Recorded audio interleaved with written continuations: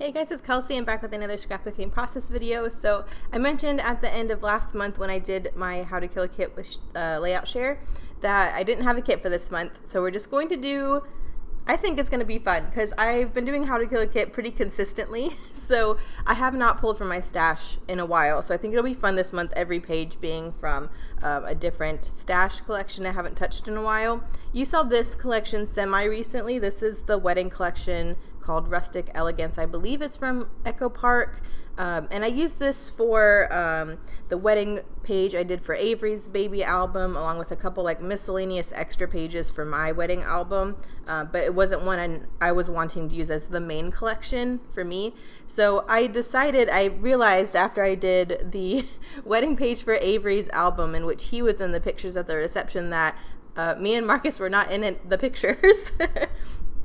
So I decided to do a second page where there would be a picture of me and Marcus, seeing as it was our wedding, and that seemed to make sense to me. So I went through all of the pictures for my wedding, and there were a couple pictures that were pretty similar, so I just picked out these two pictures to make a second page, which I also like because I think this is a really nice picture of Becca and her two kids, so I think it's a nice one to include in Avery's book. So I'm really glad I ended up doing a second layout, but because I used this collection with the first one, I decided they would be companion pages, so I wanted to use the same products. I have been loving using the zigzag deco scissors. After our scrap 5 and we had to pull in a throwback item and I chose these deco scissors, I have really kind of been upset myself that I haven't been using them just because it is an older tool. But I love them, and this is the only one I have, is just this zigzag one. But I did decide to go ahead and map both of these photos in white, and on one edge do the zigzag scissor trim, which I think is kind of cool. I'm inking everything in my Distress Oxide, that is peeled paint, I think is that green. And I, of course, glued my my frame to my mat, or my however big this middle section is. I think it's 10 by 10, or maybe a little bigger than that. But of course I glued it before I decided I was going to ink. So I'm just going back around and inking this pink layer in green. I did the green layer in green. And there's a couple scraps you can see to the left there. I have a pink and green floral on white, as well as a scrap of this dark wood grain plank. So I really wanted to pull those in.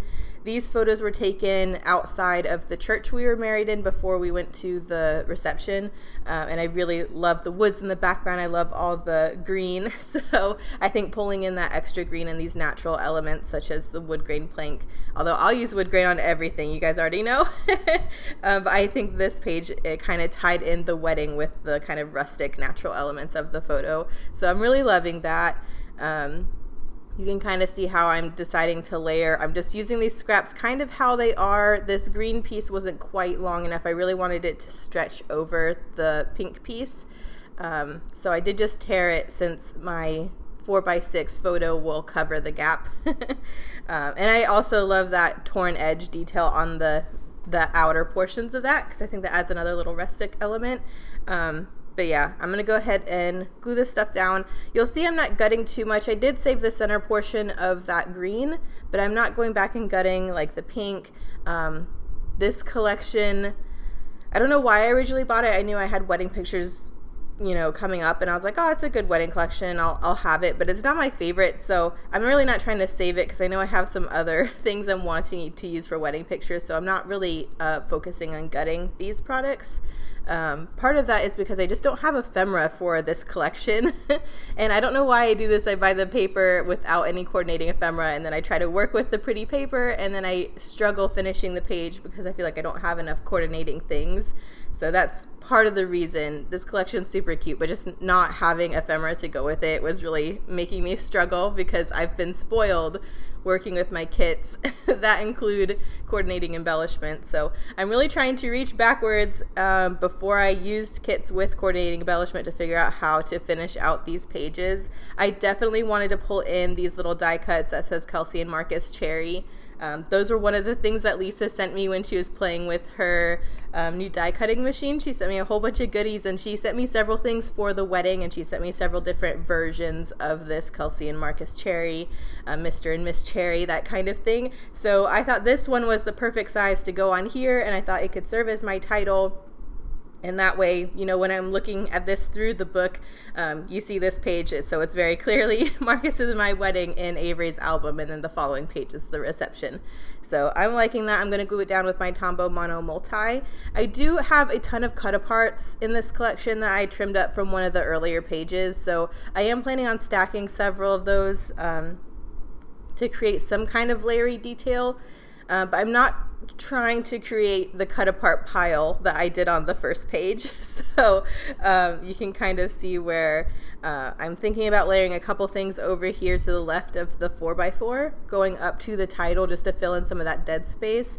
And then there was a sticker on the sticker sheet. I guess I shouldn't say there was no ephemera in this pack because I did have a 12x12 sticker sheet. But one of the labels was maid of honor, and my sister was my maid of honor. So I also thought it was really important to get that detail on this page since it'll be for Avery's book. So I did pop that maid of honor sticker up on some foam.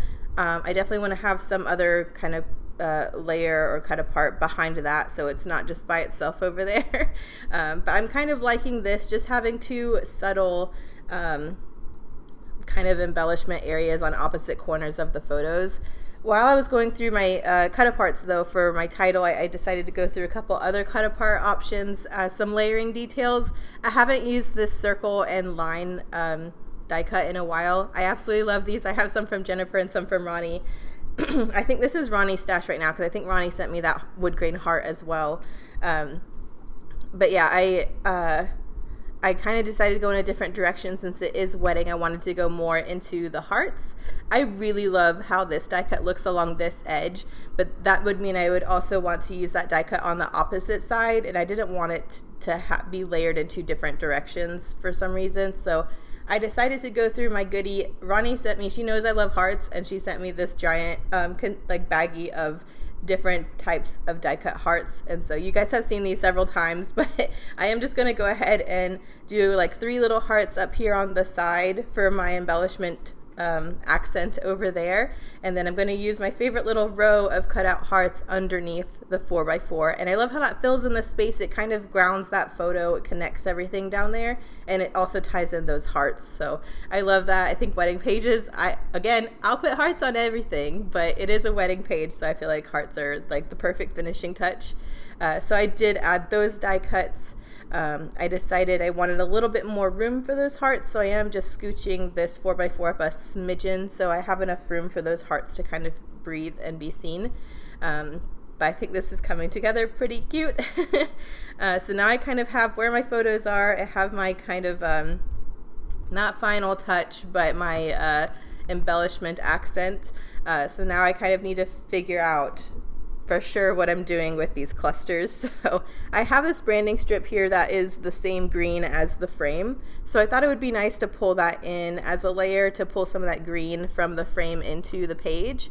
So I am just inking that in green, and I'm cutting that into 2 pieces. I'm going to have a piece of that in each embellishment cluster, so that gives my little maid of honor label a place to sit. And there's some nice contrast there with the dark wood grain and the pink. I like having some green in that area too, just so all my colors are kind of in each spot.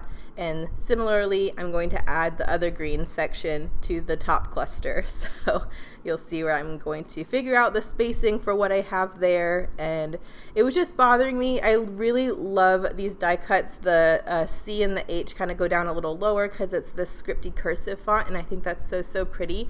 I just wanted to make sure my embellishment cluster kind of tucked up and snugged into the title.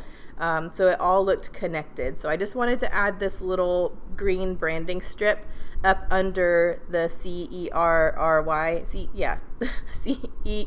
oh my gosh, words. The last part of cherry, H-E-R-R-Y, so that the C could drop down a little lower and not be covered, but there's still this grounding moment for the whole title with this green piece. I hope that made sense. It's really early, you guys.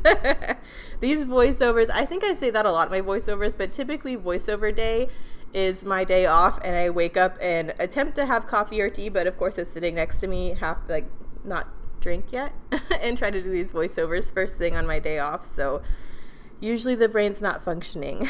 But I like these 2 clusters and how they turned out. I definitely want to add a little more, but I think that's a good balance of my cut aparts, but I did feel like this floral print coming up behind the photos was too blank, so I did want to add another detail there. And of course it's wedding, and when I want textures and layer, I go for the doily, so I had another chunk of this larger doily.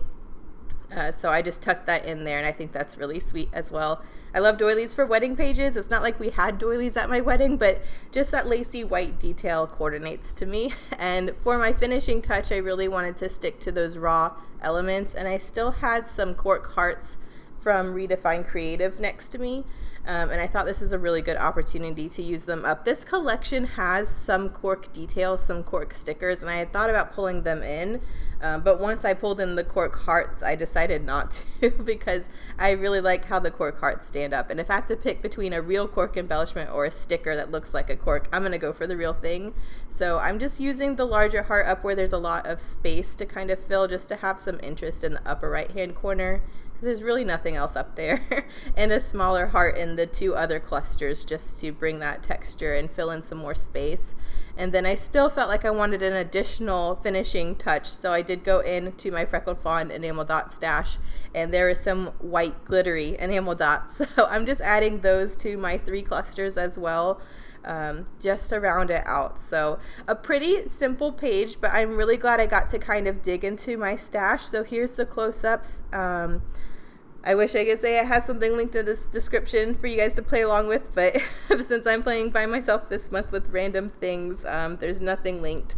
But yeah, I hope you guys enjoyed this one. I'll see you in the next one. We'll be playing with a different kit. It's Christmas in May, so I'll see you guys then. Bye.